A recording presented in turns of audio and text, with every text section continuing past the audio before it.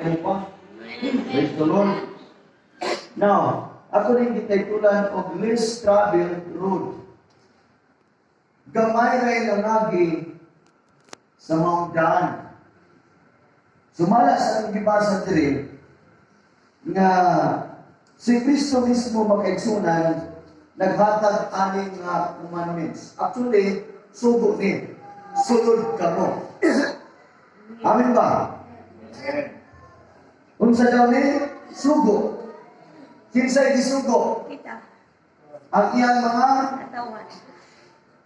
katawan, ang iyang mga sumusunod, ang mga Yung followers, ang mga magtutoo. Now, base sa atong gibasa diri nga ang dalan sigpit galaan. Kaya napadanggaan og sayon ang dalan padulong sa kalaglagan. Ato karon na ibutang sa itong kasing-kasing nga diri sa kalibutan hasta daghang kaayong sayon, daghang kaayong gustong pilion sa tao nga ganahan ka, daghang kaayong pilion sa tao nga asa sa komportable, asa sa malipay, but without even knowing na that certain choice nga imong gipili mo'y muhatag kanimong kalagaran. Muna ingon ni Solomon na there's a way that seems right unto a man, but it will lead them into destruction. Doon ay mga ginauna sa tao nga sakto, pero mao'y muhatag kalina ngadto sa kalaglagan. Pero ang pangutana diri, ngano man yun nga sigpit man? Tignan daw yung abay, nganong sigpit man?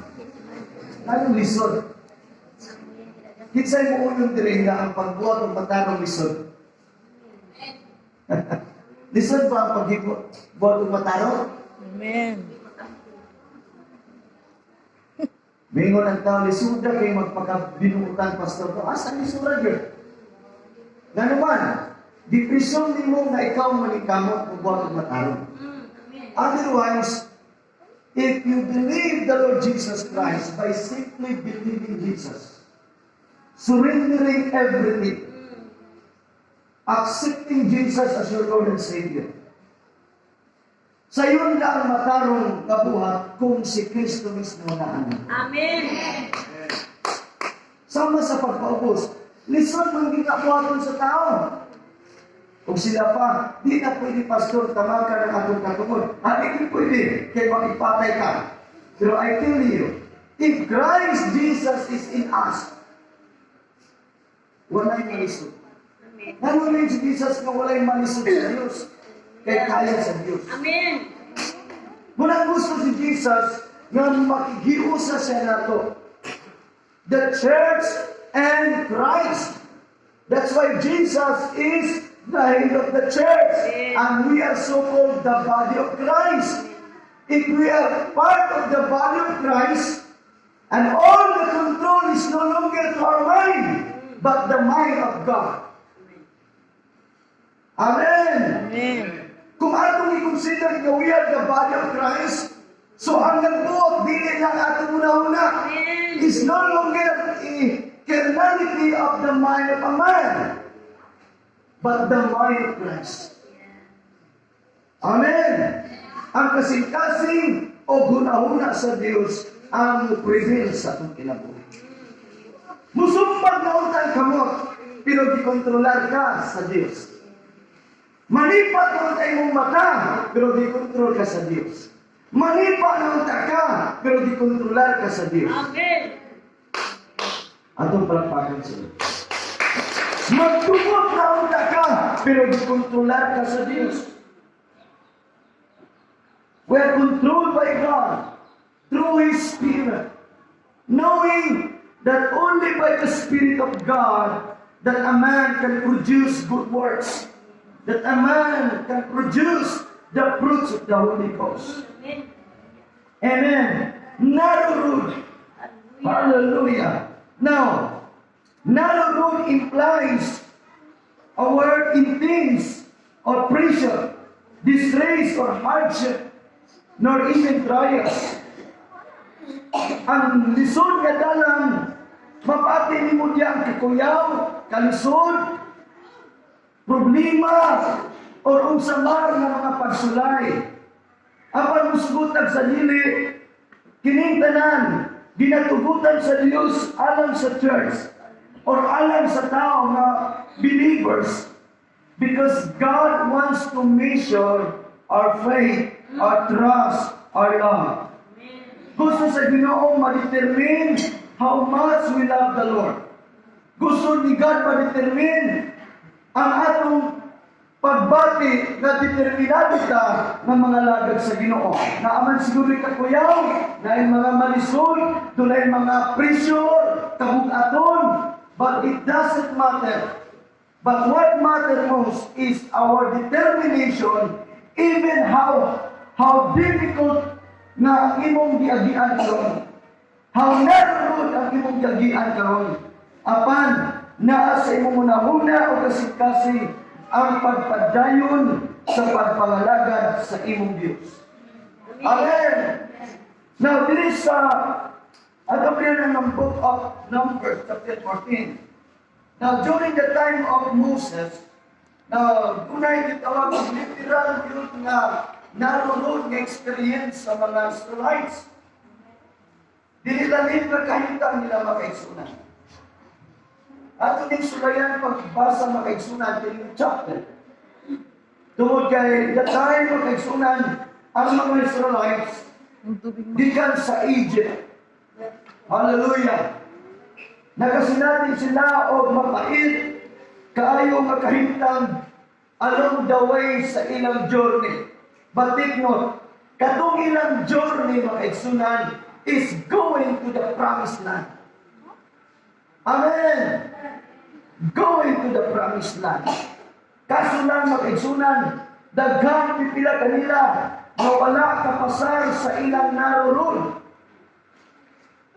Kay maunagi ang say ang tao di taganaan o sigpit. Di taganaan misyon. Himduman nato na kung si Kristo Jesus nakasinati o mapait na kahintang, na ano kaya kita, exempted ka sa mga pagsulay. Well, ang pagsulay, part na sa atong maturity. Part na sa atong spiritual growth sa Ginoo. Amen. Unya ang tibuok na katinimban, mipatugbaw sa ilang tingog o naninggit o ang katawan ng hilag niya atong gabi una. O ang tanan katawan sa Israel nagbagulgol, batok kang Moses o batok kang Aaron. Unsay gibuhat sa mga Israelites? Bagulgol. Napamana din nga kinaya pagbagulgol, wala na. Tingnan mong abay, brother, sister, wala na yun na po ng pagbagulgol. Amen. Kumbaga na yun, amen. Amen.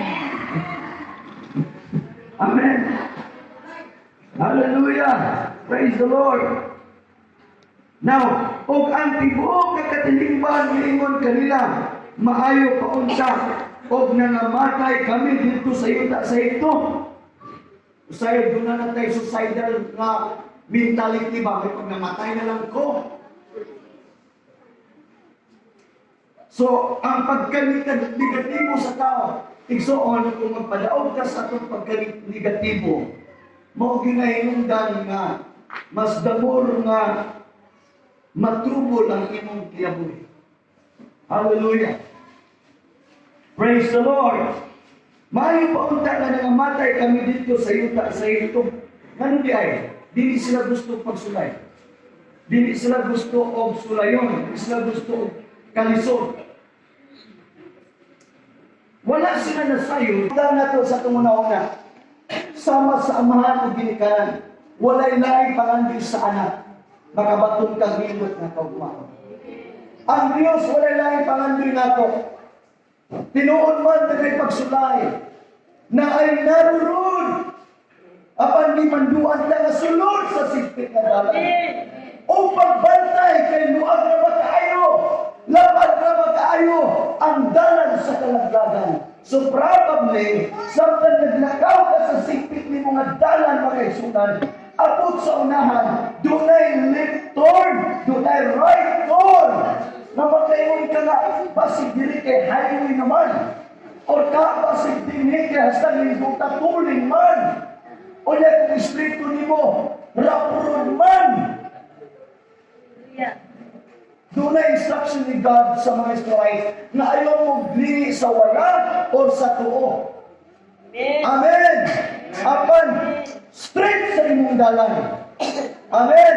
Kung unsay dalan nga angay agion nato, maunay dalan nga dapat agion nato. O kana nga dalan wala na lain kundi mao si Kristo. Ito pagpatan siya. Hallelujah. Praise the Lord. Mga padre o maamong kabataan, mahimo nga tukbon, dili pa maayo pa kanamo nga mabalik sa ito, ikapila sila nag-insist. Gusto gid sila nga Moses, mubalik na lang sa ito. Hasta lisura din sa kaminawan. Kabalo ka asa ang ilang weakness na lesson. Asa sila na himong nagbagutbot. Asa sila na himong negatibo.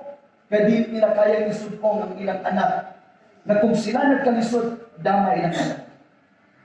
Usay kayo makaeksungan ang atong weakness na sa atong pamilya. Kaya di ta gusto mag-lisod ng atong pamilya. Ayaw una-una makaeksungan kung ikaw giplanuhan sa Diyos, umipit ka kung maon. Nga ito diya yung imong anak, ha? Matagpasan sa katestimony, nag-ampong sa kapastor, kaya nag-lisod siya. Sa Ginoo, hasta lisod na lang kahitan. Mao kini ang pagpanginanan. Maluoy kung tayo mo magkutalan.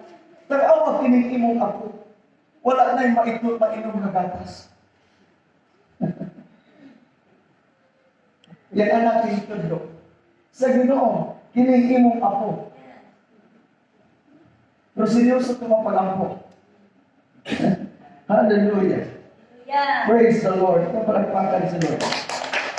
So, grabe ang iyang murmuring against the man of God.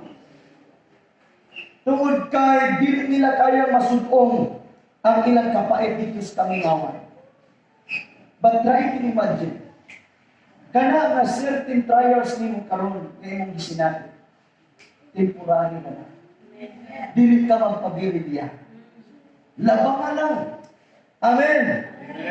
Meaning, dapat ang atong motivation, dapat kita ma-inspired unsay sa Lord, unsay pulong. Kaya kung biyata mo